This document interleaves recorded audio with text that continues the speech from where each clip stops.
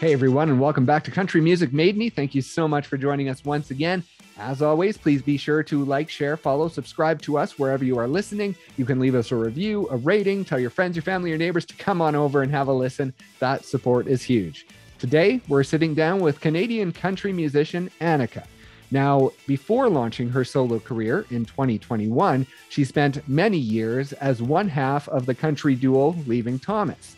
Now, after the band played their final show in January of 2020, she spent the year really figuring out who she wanted to be as an artist. She left social media, she connected with friends to write and produce the music, and in 2021, she has really kickstarted things with her latest single being Encore, featuring none other than Canadian country superstar Brett Kissel. Please enjoy our conversation with Annika.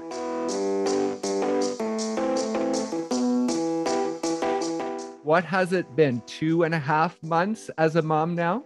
Yes, I was going to say Levi is 12 weeks today. He'll be 3 months on the 12th. So I'm figuring out the schedule, kind of getting into a routine. And there's a lot of nap time means work time. So when people say sleep when the baby sleeps, they're not living the life of an artist because there's a lot to do with the baby sleeping. Exactly. And with that lifestyle, I heard you talk about the busyness of it and sort of the perception within the industry almost that moms can't do it because they're too busy.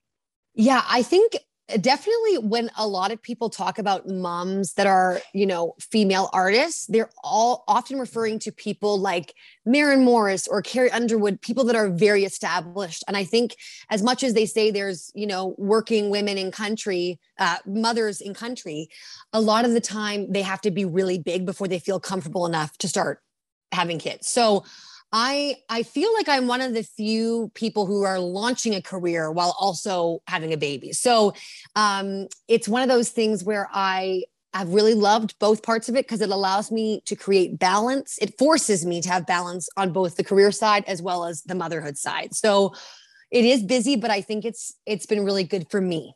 And how important was it to start that solo career first and not necessarily say, let's have the kid first and then start the solo career? How important was it to kick that off and get it moving? Yeah, well, I think what ended up happening for me was I learned that it's very difficult to time when you have children. Right. Like, I know some people can say, we want to have the baby in September. So let's, looking at my clock, we should start figuring this out, 9 months prior. But for me, we had it was a long time trying to get pregnant. And I just realized basically life doesn't stop while you're trying. Life continues to go just like it will continue going after you have the kid. So you have to do what you can with the information you have at the time. So when I originally recorded the record, I was not pregnant, did not have plans on getting pregnant in the next 6 months because it had taken us so long. And then it happened.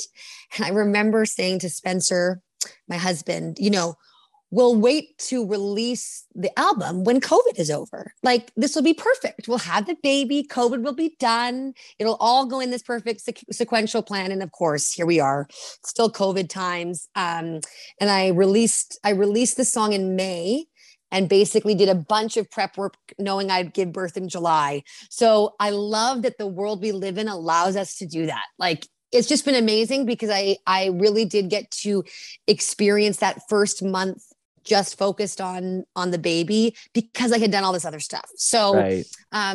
Now here we are still in the throes of the second single and life keeps moving and keeps going. And we just take it as it comes. Exactly. And before we get too deep into the new material, I love to follow the journey of a musician. So let's go back. Speaking about kids, you are the youngest of 5 in your Correct. family. And so what did that mean for you? I think it meant, from what I know of you so far, that you were the outgoing one. You were the one that had to jump up and down to get attention because there were 4 more in front of you.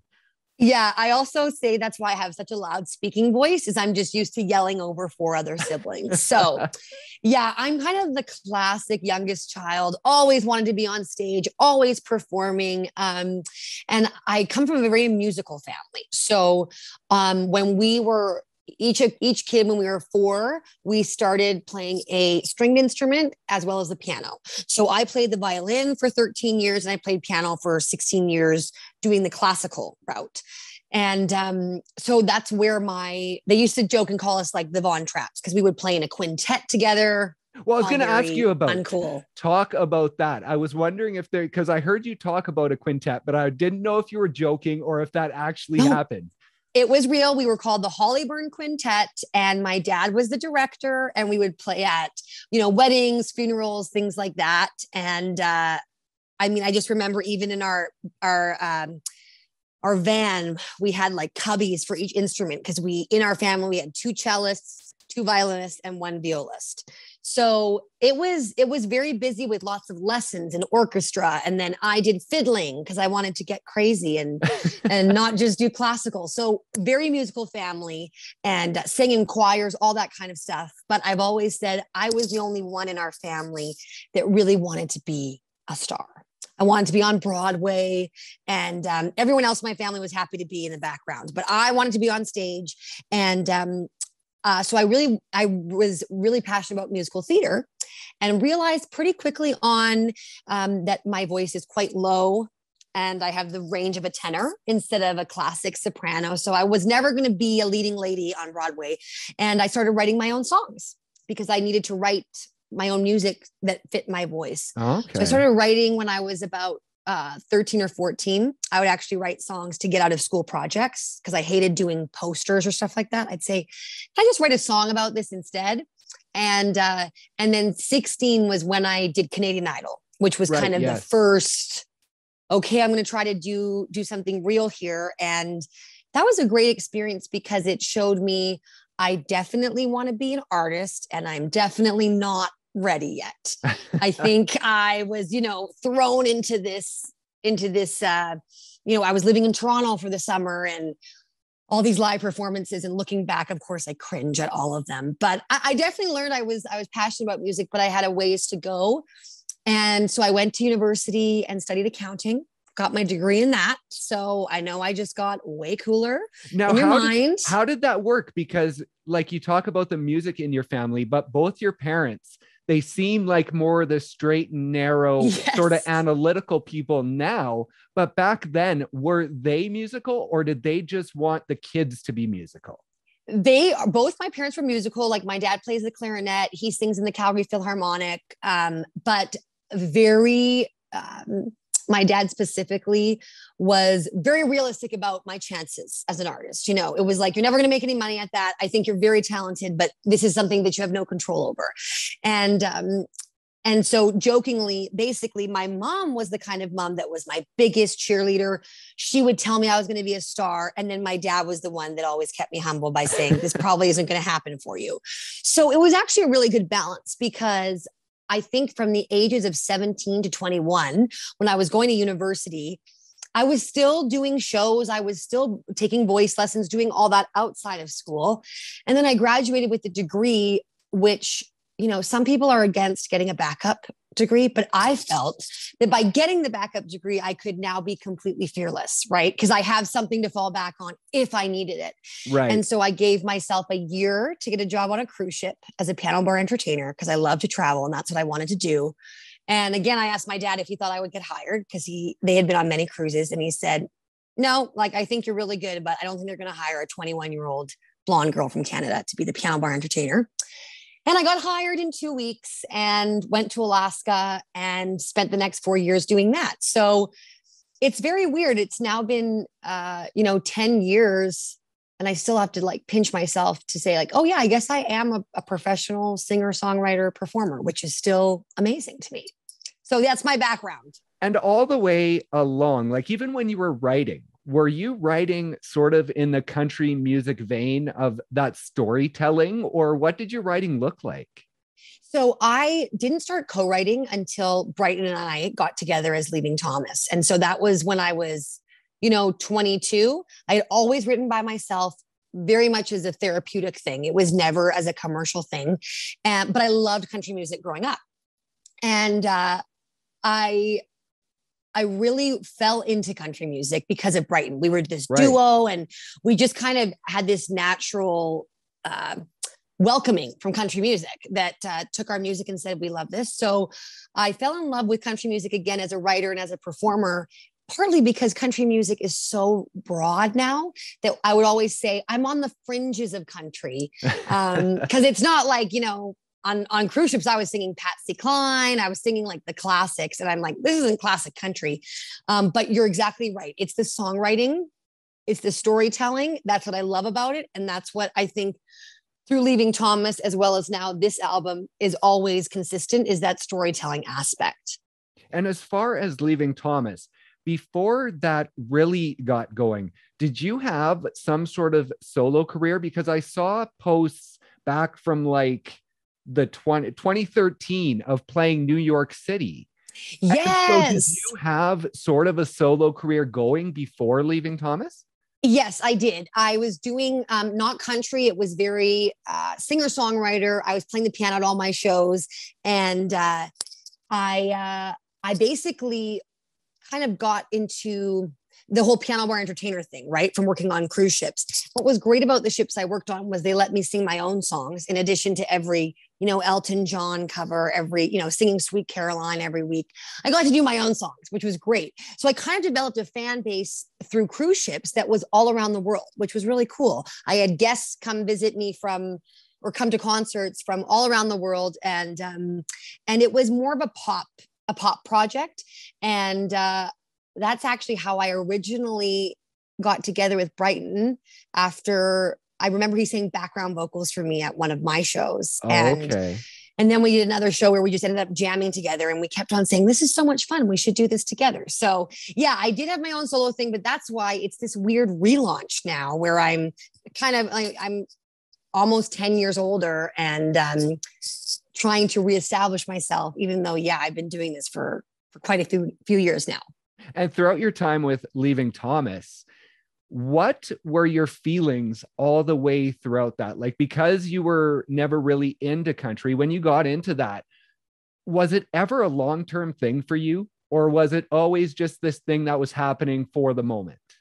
No, I was committed to Leaving Thomas because my big mantra with music is if something's working, just follow it. Like, sometimes we spend so much time trying to make one thing work when something else could naturally work on its own. And that's what Leaving Thomas was. It was like a snowball. It just, we released a song by ourselves, then we got signed with the label, then we had CCMA nominations and festival bookings. And, I was having so much fun. I was getting to write my own songs. We were getting to work with the producers and musicians we loved. I mean, it was awesome. And so I was happy to be in country because country music let us really do our own thing. They weren't trying to put us in a box. And so, as what happens with music though, is that life continues on, and Brighton, my partner, was also starting another business that really was his passion. And he decided in 2019 that he wanted to pursue that. And I think as a friend, after, experiencing the 4 years with him, you just want to support your friend at the end of the day. So of course I was bummed because I had so much fun doing Leaving Thomas, but it was kind of a blessing in disguise in that we did our final farewell show, January of 2020. So right before COVID hit. Then I kind of got this year to myself to write and figure out what I wanted to do because there was no pressure to, come out with something on my own. So right. I didn't, my journey to where I am now has been kind of a roller coaster ride. And I certainly miss my buddy and I miss being a duo sometimes, but there's also, it's a new phase for me. And I think even as a 30-year-old compared to being a 24-year-old, I'm just in a different place in life too. Right. And at the end of 2019, in October of 2019, you had a song that was part of the Unbridled Apparel campaign, yes. And it was much poppier. And so when Leaving Thomas was finished, did you know which way you wanted to go? If you wanted to go back the pop route or if you wanted to continue the country route? No, absolutely not. I think it's so hard because I love so many different genres of music and I love writing different genres of music, which is why as a writer, the opportunity to create songs for brands or for sync placements is so exciting because you can write a really poppy song, but that's not necessarily who I am as an artist. So when I was approached to write this song, I mean, literally they said it just needs to have the hook unbridled, which is a pretty weird title to like, and I thought, well, this will be a challenge. Like, we'll see what comes out of it. And after looking at the clothing and what the brand's vibe was, it's like, this has to be something pop and upbeat. And so because I wasn't constrained about, this being my solo project, this was just a kind of one-off opportunity. I went wild with it and did something really different, really fun, and probably something I'll never do again. But it was definitely a nice year to explore, to figure out what I really wanted to do. And I love writing that kind of music, but I wouldn't, want to do a show performing those songs. Those are more just like fun to record and yeah.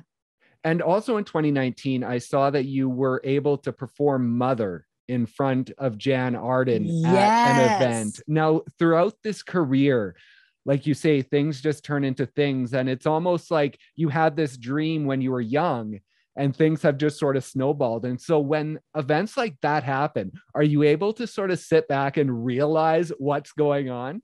Yeah, I mean, for sure. I think there's it's very easy to get caught in the trap of always looking for the next thing. How do I get bigger? How do I get more followers?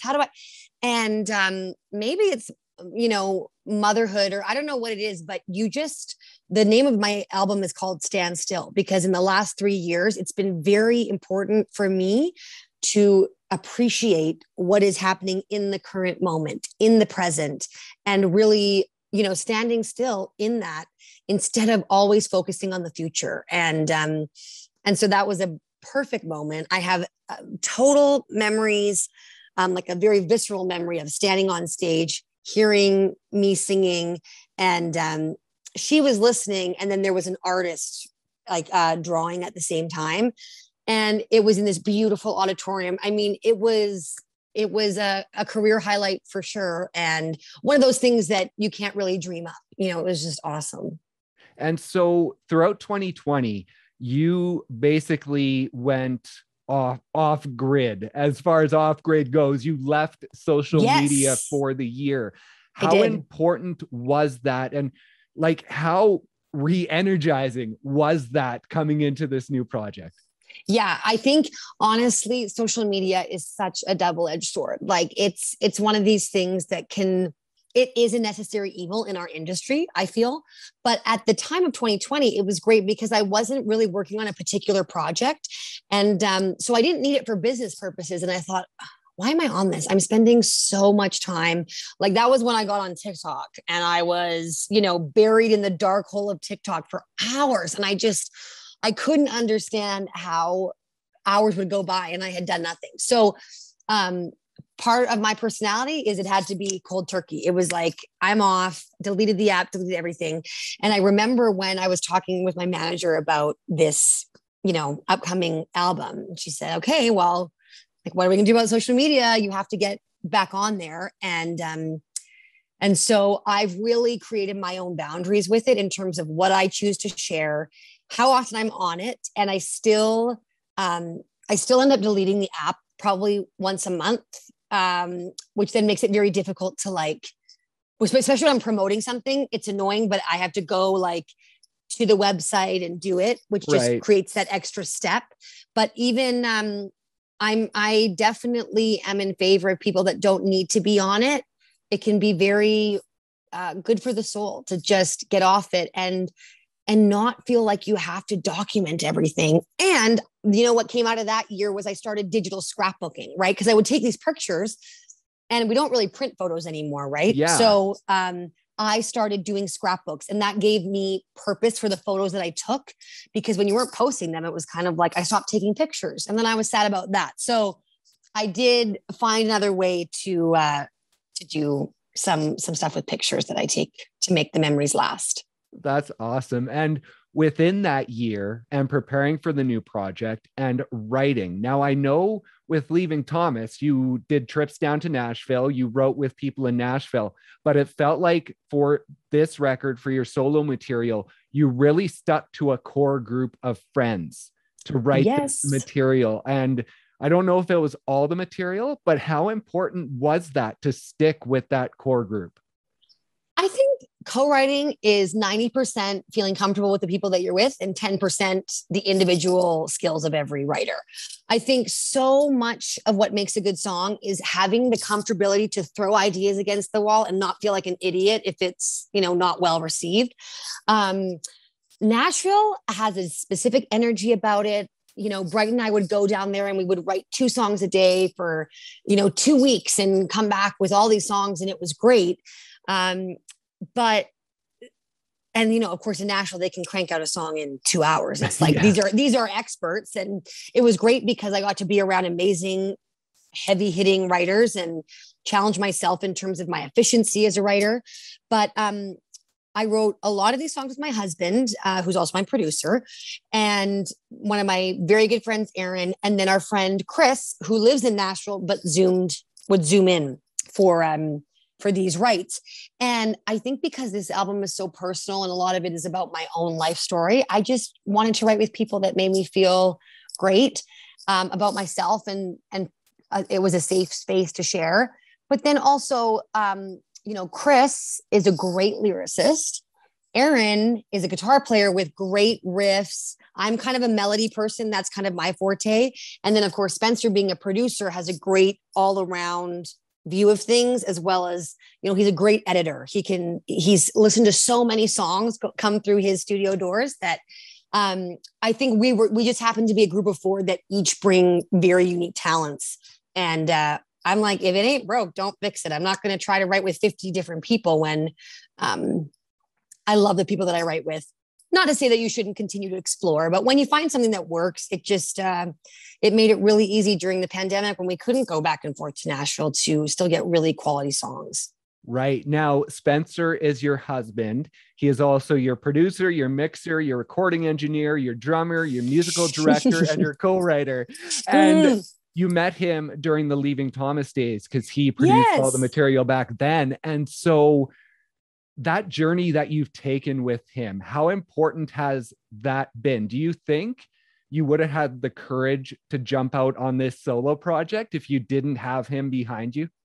Absolutely not. He is my biggest encourager. And also it's like so great being married to someone who's in the industry and knows all of the processes that I'm going through, but isn't an artist himself. It's amazing. He was the one that was writing all these songs with me and then said, we can't wait until COVID is over. We have to release these songs. Like, we need to do something with this.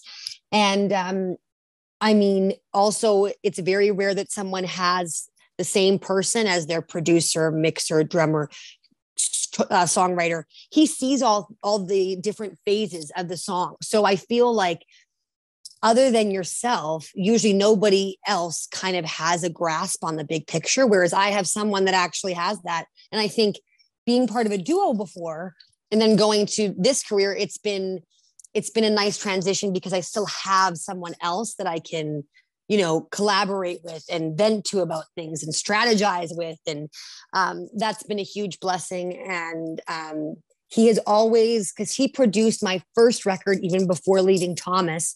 So he's always had faith in me as an artist. He's always believed in me. And then it was years and years and years. And once we finally got together, it was like, oh, this is honestly amazing to have someone as passionate about your career as you are, who's not only your spouse, but also so talented in that realm.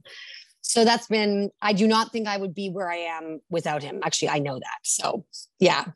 And you talk about his encouragement to put out this music. Now, how long did it take you to sort of wrap your head around it as an artist, that you're creating this body of work, but at the end of the day, you're not going to put it out as a body of work? Do you have to wrap your mind around that a little bit? Yes, it was really frustrating the way music works these days. There are great parts about it. The fact that you as an independent artist can share your music with the world could not have happened 20 years ago without a big label. So that's amazing. The hard part about it is I hate living in a singles world. It's really hard for me because when I think of my favorite artists, I think of their best albums. I don't think of their best song. It's always an album. And so I knew I didn't want to release an EP or like 3 songs or whatever.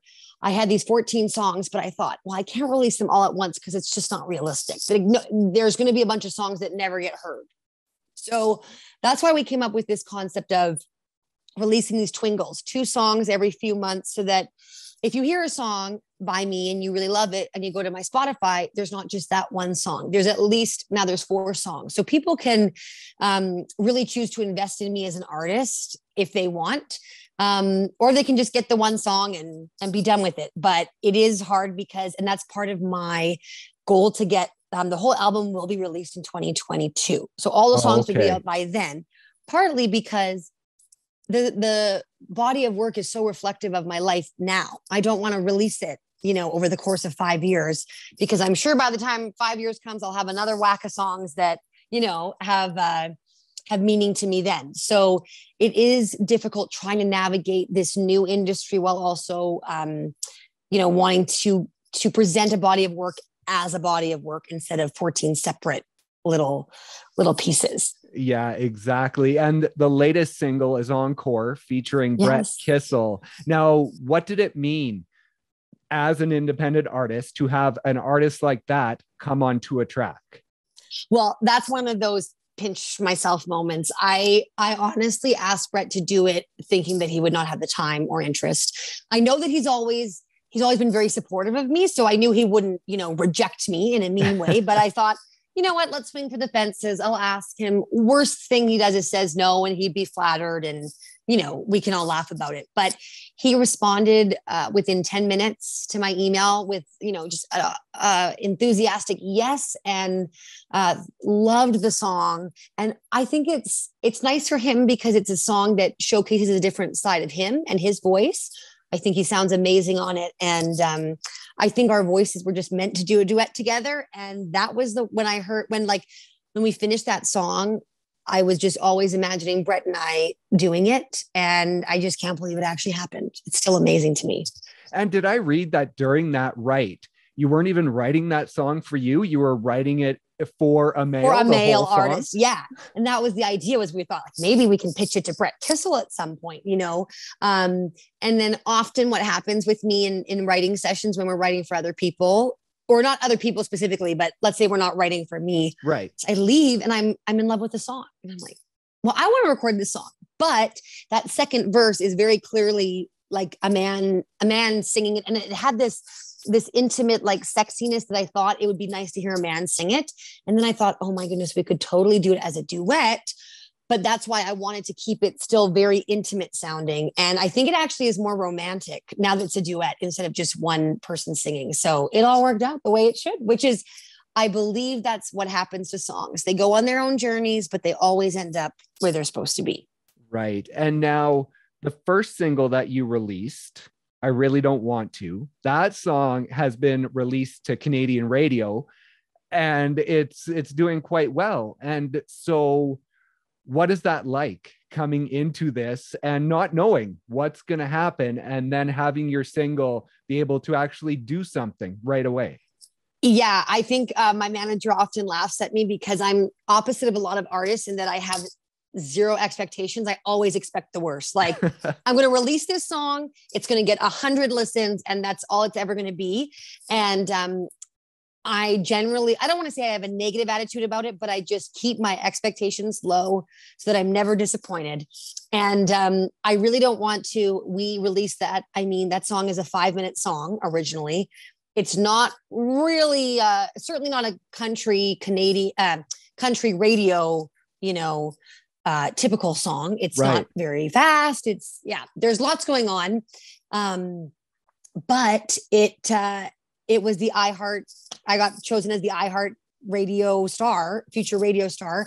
And so it got played on stations across the country, and then other stations picked it up. And I'm just always so overwhelmed by people that choose to invest in me as an artist and the music that I'm getting out there, because they don't have to. It's something that they could just, it gets on their desk and they move on to the next thing. And so I've been completely surprised, pleasantly surprised. I remember I was giving birth. I was in labor, and Spencer said, I really don't want to just crack the top 40. I mean, it was insane. And so I thought, okay, I'm having a baby today and my song went top 40 and I have no label support. You know, I'm doing all of this independently. So, and to be a female on the radio, like just all these things were happening where I felt just pretty empowered that day. I was like, okay, things have worked out pretty well. So I've been loving to like with Encore, it got playlisted a bunch on the different DSPs. And so to see the reaction to not only my fans, but also Brett's fans has been very cool too.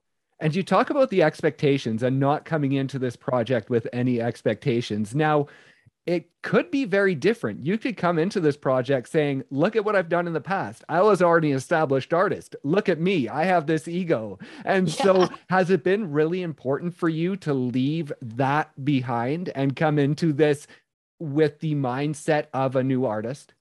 Yes, I believe fans don't owe me anything. Audiences don't owe me anything. It is my job to show up and entertain.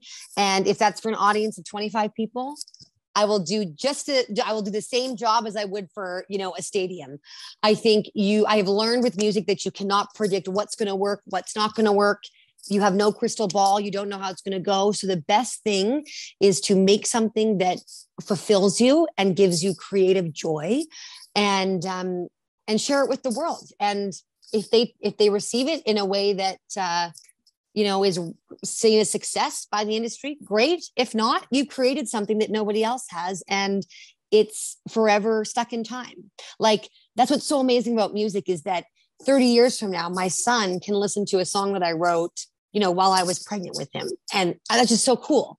So I'm all about writing songs that are authentic to me and what I'm going through at that time. So that it's like this cool creative time capsule. And hey, if the rest of the world doesn't like it, who cares? Of course, I'm still grateful when they do like it, but yeah, still, of course. You don't want to create for that purpose. And so with the way things are looking right now, you're releasing 2 singles at a time. So will you be releasing every song off the album before the album, or are you going to hold back some tracks that people can look forward to on the album? We are holding back a few tracks, and that's why when the full album comes out, it'll be called the deluxe album, and there will be some surprises on there. So yeah, it'll be really fun to finally get all the songs out there. But in the meantime, we'll keep giving you a few little tastes here and there. And is it a weird time because you have this album ready to go? And so obviously you want to start looking towards the future and your next project, but until you release this album, and then obviously you're going to want to promote the album. So do you kind of have to hold off on looking towards the future and what might be next? Yeah, I think what's really, sometimes we forget with the artist, the job of an artist, so much of it is promotion after you get to do all the fun creative stuff. So I think even talking to a lot of my writer friends, some people can write, you know, all the time, every day for whatever project. I am very project focused. So I was in a writing phase. We do all the writing, then we do all the recordings, then we do all the mixing and mastering. And now I am in promotion and usually performance phase. Unfortunately, with COVID, not a ton of performing. But it is hard for me to write, let's say, music for the next project when I am so focused on what I'm doing now. The good thing is, you know, focusing on the promotion of this album as well as motherhood keeps me busy enough that I don't really have time to be like thinking of the next thing. And I've also learned that how an audience reacts, or my experience once the album is released, might change where I want to go or what I want to do or who I want to work with, or, you know, I'm open. So right now I still write, you know, probably a few times a month, often for other people or their projects. But I already have probably another 10 songs ready to go in addition to the 14 songs on this album. So I am trying to slow down a bit and just be present with the phase I'm in of this project. That's awesome. And with how busy you are, it's funny when I look back at, you know, you being the youngest of 5 kids and always being the energetic one and the one who wants to be on stage, and then looking at your past social media and just how open you are.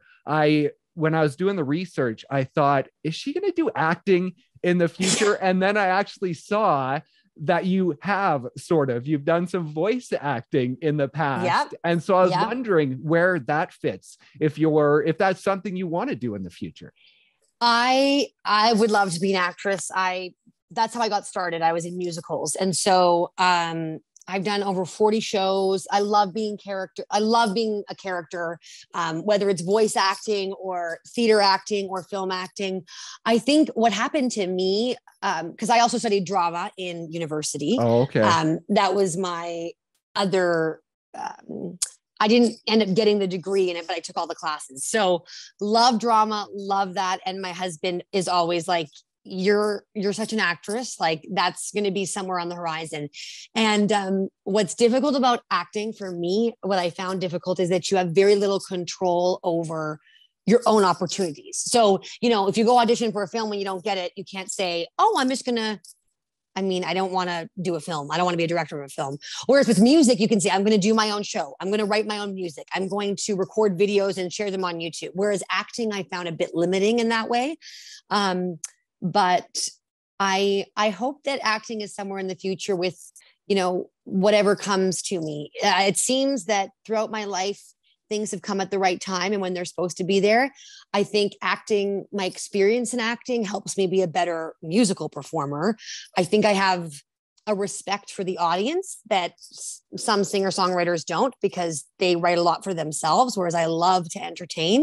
And I think that comes from a lot of my acting experience.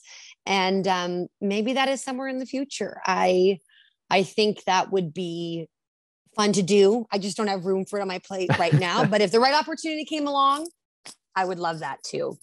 That is awesome. Well, for now, Encore and Love Looks Like You are the two newest singles that people can check out on Spotify. Do you have a release schedule for the next two yet?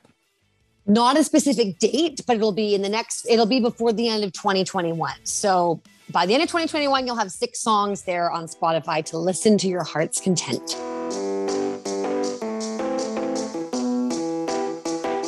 Thank you once again so much for listening, and thank you to Annika for stopping by and sharing her story. Be sure to check out all of her music wherever you stream your music. Please also be sure to like, share, follow, subscribe to us wherever you are listening. Leave us a review, a rating, tell your friends, your family, your neighbors to come on over and have a listen. That support is huge. Thanks once again for listening, and we'll see you next time on Country Music Made Me.